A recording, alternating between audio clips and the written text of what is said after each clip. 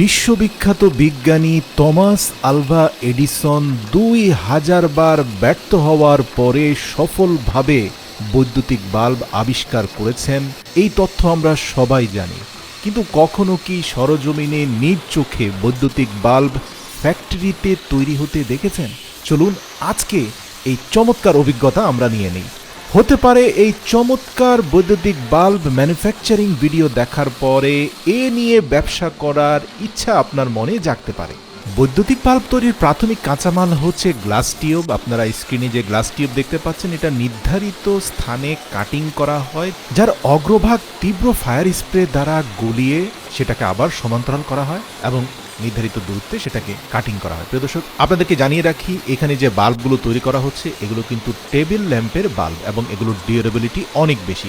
একটি বাল্ব 2.5 থেকে 3 বছর পর্যন্ত টিকে থাকে। তো এর পরবর্তী ধাপে আমরা ইলেকট্রিক কাজগুলো দেখতে পারি, যে মূলত বিদ্যুতের নেগেটিভ এবং পজিটিভ দুটি তার ভিতরে ঢুকিয়ে দেওয়া হয় এবং থিন আরেকটা গ্লাস টিউব ব্যবহার করা হয়, যেটা মূলত সেপারেটর হিসাবে কাজ করে, যাতে কোনোভাবেই বাল্বের সংযোগের মধ্যখানে শর্ট সার্কিট না হয়। এবং প্রতিটি ধাপকে ঝালাই করার জন্য তীব্র আগুনের উত্তাপের ব্যবহার করা হয়, আর এরপরেই চাপ দিয়ে সেটাকে গ্লাসের ঝালাই মুড়ে দেওয়া হয়। তো মূল কাঠামোটা তৈরি হয়ে সেটা স্বয়ংক্রিয়ভাবে পরিচালিত হয়ে সামনের দিকে অগ্রসর হয় এবং আমরা একটু পরে দেখতে পাই যে দুটি নেগেটিভ পজিটিভ তার মধ্যখানের গ্লাস সেপারেটর দ্বারা বিভক্ত ছিল, সেগুলোর অগ্রভাগকে ফোল্ড করে একটু পরে তার উপরে বাল্বের প্রজ্বলিত তার সংযুক্ত করা হয়। এবং এর পরবর্তী ধাপগুলোতে আমরা দেখতে পাই যে এই প্রজ্বলিত তারকে আরও বাড়তি 3টি স্ট্যান্ড দ্বারা সম্প্রসারিত করা হয়। সেই স্ট্যান্ডগুলোকে তীব্র আগুনের স্প্রে দিয়ে গলিয়ে সেখানে সংযুক্ত করা হয়। আরেকটু সামনে গিয়ে পরিচালিত হয়ে স্বয়ংক্রিয় মেশিন সেই 3টি স্ট্যান্ডের সাথে প্রজ্বলিত তারকে সমান্তরালভাবে সংযুক্ত করে দেয়। প্রিয় দর্শক, এই কাজগুলো অটোমেটেড মেশিন দ্বারা হলেও অত্যন্ত নিখুঁতভাবে হয়। এখানে প্রতিটি ধাপে গ্লাসের চূড়ান্ত ব্যবহার হয় এই জন্যই কারণ গ্লাস বিদ্যুৎ অপরিবাহী, এতে শর্ট সার্কিট হওয়ার কোনো সম্ভাবনা নেই।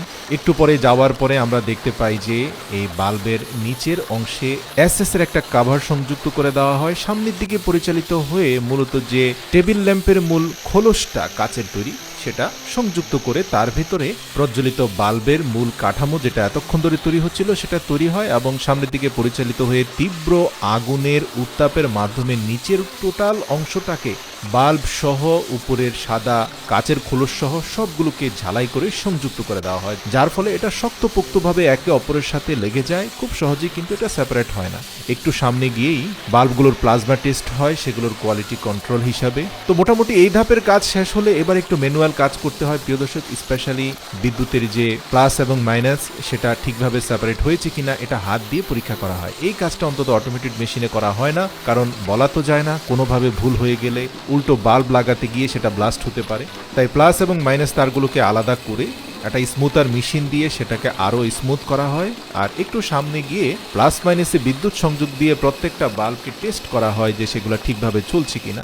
এই প্রক্রিয়া সফলভাবে উত্তীর্ণ হওয়ার সাথে সাথে নিচের পেঁচানো কাভার সংযুক্ত করে বাল্বের প্রাথমিক কাজ শেষ করা হয়। এখানে বলে রাখি যে প্লাস মাইনাস তারের যে অংশটা উপরের দিকে থাকে সেটাকে কাটিং করে ঝালাই করে দেওয়া হয়, যেটা নিচের দিকে থাকে সেটাকেও কাটিং করে ঝালাই করে দেওয়া হয়। চূড়ান্ত কাজ শেষ হওয়ার পরে কিন্তু প্রত্যেকটা বাল্বকে আলাদাভাবে একজন দক্ষ কর্মচারী একটা গোল প্যানেল বোর্ডের মধ্যে সংযুক্ত করে সেগুলোর চূড়ান্ত কোয়ালিটি কন্ট্রোল বা কিউসি পরীক্ষা করেন। ঘুরতে ঘুরতে লাইটগুলো বিভিন্ন ভোল্টেজের মাধ্যমে পরিচালিত হয়, যার ফলে কখনো কখনো আলো কমে যায় আবার বেড়ে যায়। এর ফলে ভালোভাবে পরীক্ষা করা যায় যে প্রজ্বলিত বাল্বটা আসলে সঠিক গুণাগুণ সম্পন্ন কিনা, আর যে কোনো ধরনের লোডশেডিং বা ভোল্টেজের আপ ডাউনে এই বাল্বগুলো দীর্ঘদিন টিকে থাকবে কিনা। প্রিয় দর্শক, আমরা জানি যে এলইডি বাল্বের এই জামানায় এই বাল্বগুলোর হয়তো কদর আপনার কাছে নেই, কিন্তু আপনাকে জানিয়ে রাখি যে এই বাল্বই সবচেয়ে ডিউরেবল এবং উন্নত বিশ্বে এই বাল্বগুলো সবচেয়ে বেশি ব্যবহৃত হয়। এলইডি বাল্ব তেমন একটা ব্যবহৃত হয় না। আপনি চাইলে কোরিয়ান টেকনোলজিতে